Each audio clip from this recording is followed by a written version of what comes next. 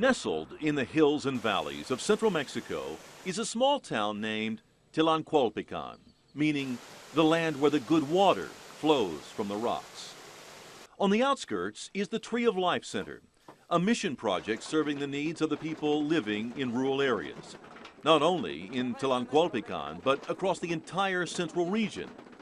The mission is to bring appropriate technologies to people living in rural villages to help sustain and improve their quality of life. Muriel Henderson and her husband Terry are the founders of the Give Ye Them to Eat, or JITI program. Bishop Alejandro Ruiz, when he asked us to start this program in 1977, he had asked if we could look for a way of serving people in the rural sector, addressing their needs, so that the church could respond to the many needs of disadvantaged families. And that's what you have in rural Mexico as well as in the urban areas. But this was to be a rural program in which farming families could improve their livelihood, improve their lives, come to know Christ, and not only better their situation, but learn how to help others to do so as well. While there is a small creek that runs by the property, fresh water is one of the many challenges they face. Not only rural Mexico, but much of the world. One of the goals of using this appropriate technology is to teach rural families to build and use an ecological toilet which doesn't use any water. This not only helps in conservation efforts, but the toilets are hygienic, helping to curb dysentery, which is very common in rural areas. Most of the people in the villages where we're working have no type of toilet facilities at all, except a hole in the ground in maybe the back of the house or the cornfield where they go when the corn is growing. And so they are at a stage right now where they are developing where they need to, because of health concerns. Cholera has come into Mexico in probably the last 20 years where we never had it before. And so we have to be very concerned about the sewage and what happens to it. And with the dry composting toilet, we are convincing them that it's a method that will help them without having to go to where they have to have a drainage system. And we know where the water is going to go because the only place for it to go is downhill, and downhill is where the streams are and the creeks and everything where they get their water sources from. This week, the center is hosting a work team from Chapelwood. There's always plenty to do, like putting a fresh coat of paint on the guest house. And since the center is off the beaten path, road work, that is, filling in the potholes with rocks and stones, is a never-ending project. The rainy season is over for this year, so irrigation is needed to keep the crops growing. On one morning, several team members built a small dam to redirect the runoff water from a field on high ground down the irrigation ditch to nourish the planted crops below. The ditch hadn't been used in 8 months, but the dam was constructed just in time. Got some plastic out, laid it over some rocks that were already there, filled that in with dirt, more rocks, and lo and behold, he starts saying agua, agua, and we turn around and we can hear water coming toward us. So they had coordinated that the people upstream were irrigating their fields, hadn't done it in about 8 months, and they coordinated that with our activity, and just as we finished, the water came to us and went right by in the direction they wanted it to go irrigate other plants. So it was really remarkable, kind of shocking. Construction using readily accessible materials is also important. The center is teaching a relatively new technology to the area called straw bale construction, something that rural families can use to build homes cheaply that will last. What's great about straw bale construction, it's a type of material that could be used with their own labor and their own knowledge. We don't have to worry about them having to be a mason that learn how to lay bricks. It's easy to work with, and the great thing about straw bale is that The insulation factor is great. It's like R45, R50. And in the hot climate here in Tlancualpican, you want a house that is appropriate. What's happening here in Tlancualpican, most of the older homes are all adobe, which is a very traditional method of constructing.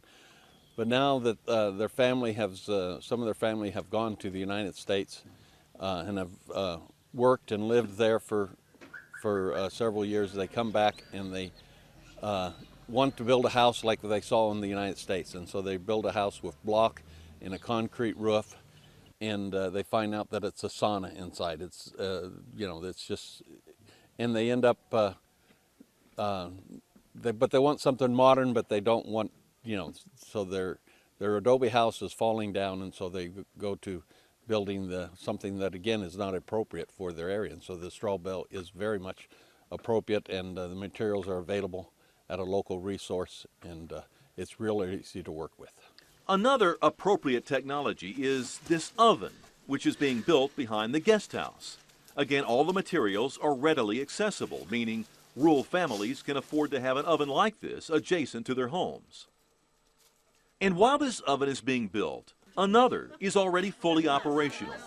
Part of the experience includes learning how to make tortillas, a skill which is passed down from generation to generation.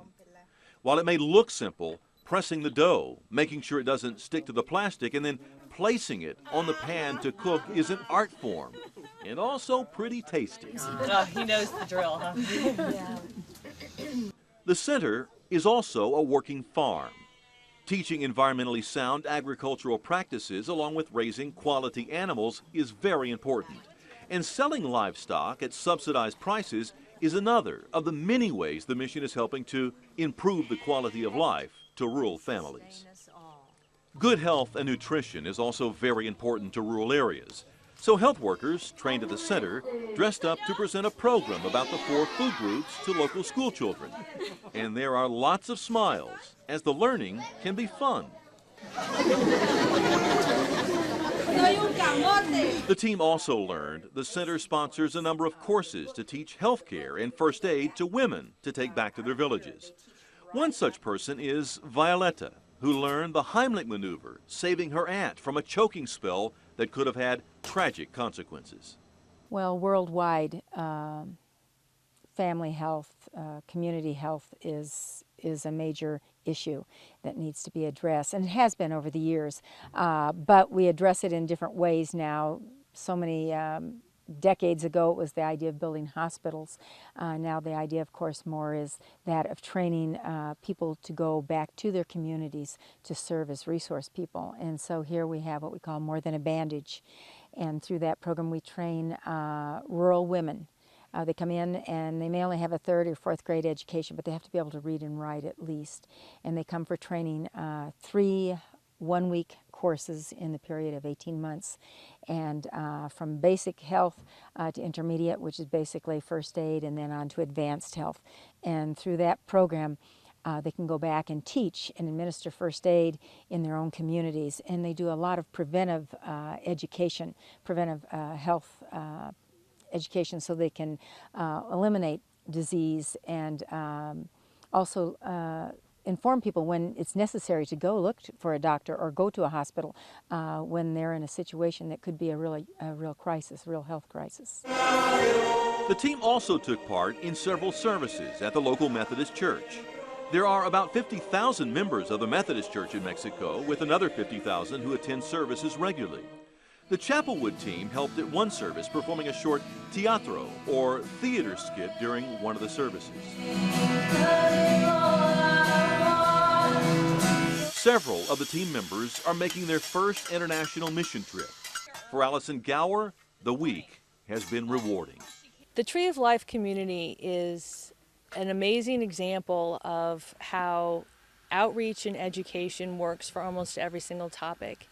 And the way they shared that with us, and some of us were first-time visitors, and some of the people in the group, not me, this is my first-time mission, but some people have been on many, many missions. So the way the community taught us about outreach and education was immersing us in it and actually putting us to some extent through the same exact education courses that they do for the community that they're reaching out to.